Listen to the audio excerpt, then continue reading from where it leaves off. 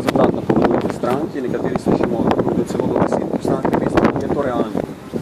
Mi želimo čim več in napovedujemo boljši rezultat, kot smo dosegli na prejšnjih volitvah, glede na listo, na kateri so tako dosedanji poslanci, več kot 10 ljudi, ki vodi slovenske občine, 15 akademsko izobraženih ljudi in svet mladosti, ki nastopa tudi v naši listi, je garant za to, da bomo z temi ljudmi prepričali naše volivke in zato računamo na dobre rezultate. Kaj bo trovalo vaše odločitve, da popeljete stranko na volitve? So morda to tudi slabše javnomnenjske raziskave v zadnjih dneh? Slovenski politični prostor je zelo zanimiv in veselim se soočanja z ljudmi, kjer bo potrebno predstaviti poleg imena in priimka še to, s čim se človek lahko pokaže s svojim delom, s kolegi, ki ga obdajajo in z minulim delom. In sam verjamem, da je razvojni program, ki smo ga pripravili v Slovenski ljudski stranki, dobra osnova za razvoj Slovenije in zato želim sam tudi popeljati stranko na volitve, tudi kot kandidat, ne samo kot predsednik stranke. Kakšno kampanjo pričakujete? Kampanja bo, kot vemo, kratka.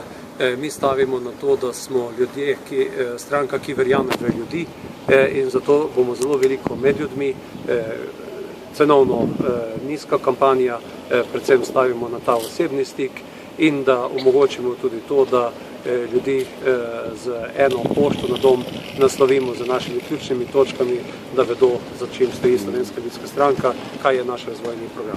Kako bo dogajanje okrog Janeza Janše? Vemo, Ustavno sodišče ga je zavrnilo, skratka, petek se pričakuje na domu, če ne pride do kakšne druge rešitve strani Vrhovnega. Bo to kakorkoli vplivalo na rezultat? Mora biti SDS-a, tudi SLS-a in seveda, kako komentirate vse to dogajanje? Kaj to pomeni zdaj za v bistvu Janeza Janša, po vašem mnenju? V Slovenski ljudski stranki imamo enostavno pravilo, da verjamemo v pravno državo in v dokončne odločbe sodišč in drugih represivnih organov. To smo naredili že v letu 2013, na začetku tega leta.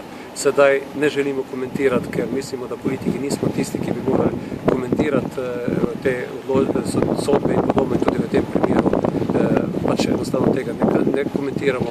Mi se osredotočamo na svojo kampanjo, volivke in volivci da nekomu zaupajo. Bi bil Janez Janša za vas sprejemljiv mandatar v primeru, da bi zmagal, da bi sklepali koalicijo?